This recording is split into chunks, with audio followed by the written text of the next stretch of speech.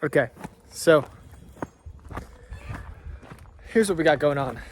The Mangalisas, Beatrice and Willa, escape artists, began as we got them closer to where we were actually living. We're escaping almost daily.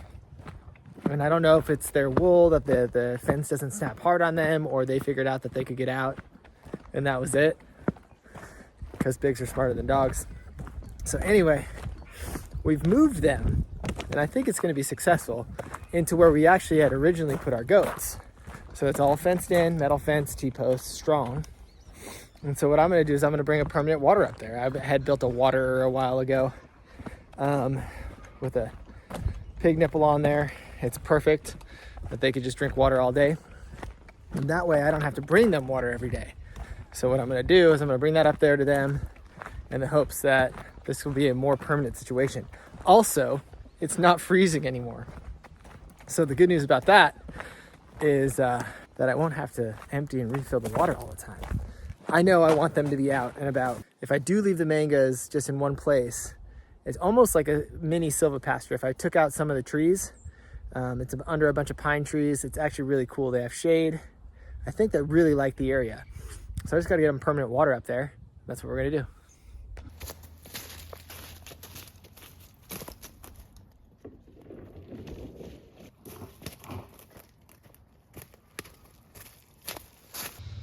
Okay, so this is really weird, but somehow there are rocks in here.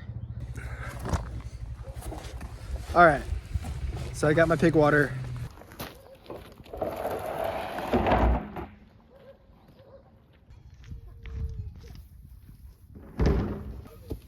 Hey Malia, do you know anything about the rocks that are in my pig water?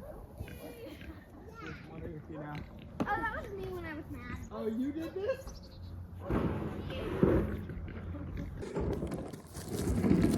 What? You see what happened already? They are pigs. Yeah, but it's like, I'm trying to give you water, guys. Pigs are trouble.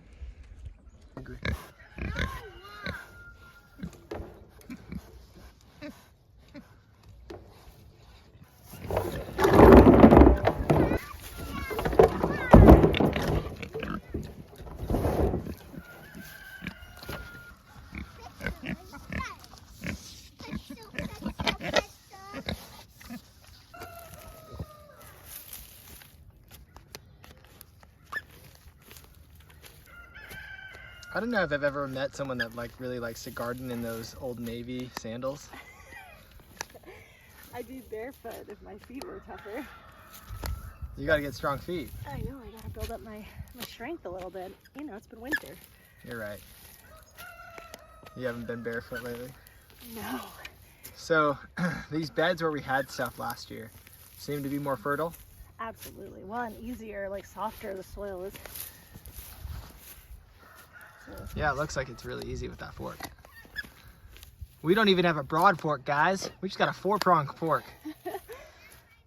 It'll happen someday. We just can't buy all the things right away. That's true. You know, we did buy all the animals right away. My bad. And they do a great job. They do. But they can't do this. No. I'm making guacamole. Just a little.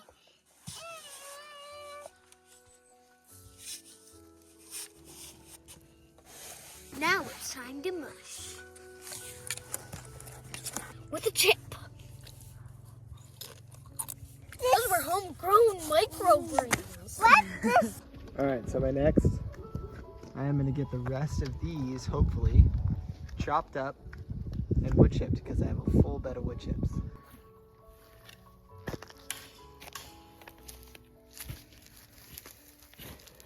So this was our fall onion experiment. This year we're really trying to figure out kind of how we want to do things. So as far as onions go, we sowed some in the fall. We took little onion starts, little bulbs, and we sowed them here in this row. And we are also have started seeds inside, and we have other new bulbs that we're going to start in the spring over in the other garden.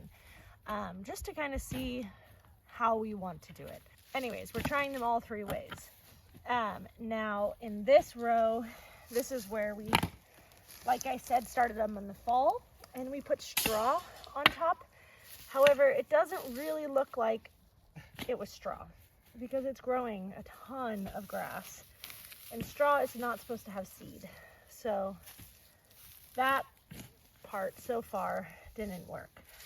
They did poke their heads up in the fall, which I was a little concerned about. It smells like onions. However, I'm not seeing the onions. So again, this is just going to be an experiment. So far, I'm not feeling like it is working how we'd like it to work. But like I said, we're just going to see. Right now, I just want to rip this whole bed out. But I'm going to not rip the whole bed out because that would ruin my experiment. And I'm just going to pull some of the grass, and hopefully these onions will pop back up. I do smell them. They're here.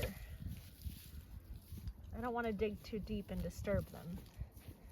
I'm just going to get some of the extra grass from this hay.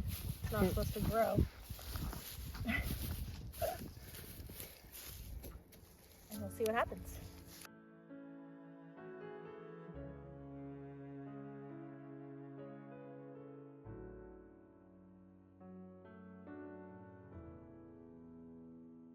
This is our kitchen garden, which was the first garden we put in when we got here. We put this garden in at the very beginning of July. When we did, it was already mid-season, and we were kind of in a hurry just to get some things in. So what we did was we made our rows, and we leveled the garden rows, and we kind of just left the pathways as a slope, which was kind of hard to work with just because you're always working on a hill. So what we're working on doing now is Ben is making the walkways a little bit more level, and then we are cardboarding and mulching them. So we have nice pathways this year.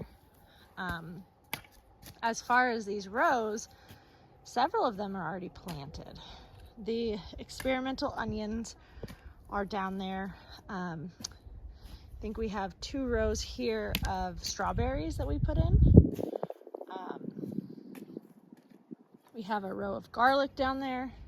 We've made plans for this whole garden, but we haven't obviously started it all. So a lot of it's the seedlings inside. So it's so fun to be able to get out here, and it's warm enough. I think it's supposed to be 70 today, or just about. And so we're getting an opportunity to get the soil ready and get our gardens ready. Are you pretty excited about that, Ben? Yeah, it's really hard to, it's really exciting.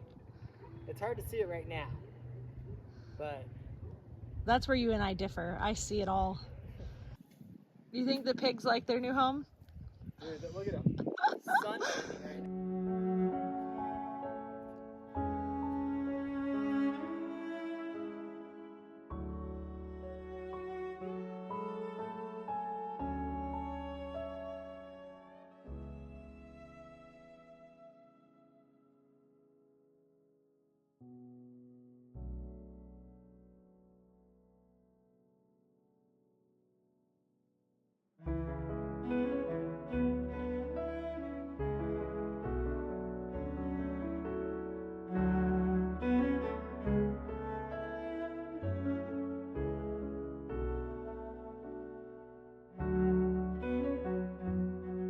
Wait, should I go?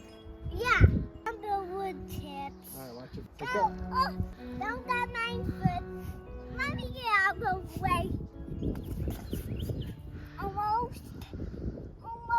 Maybe you need to put down your lunch then. Here, why don't I hold that? Not there. That's where they dump it. All right. Go.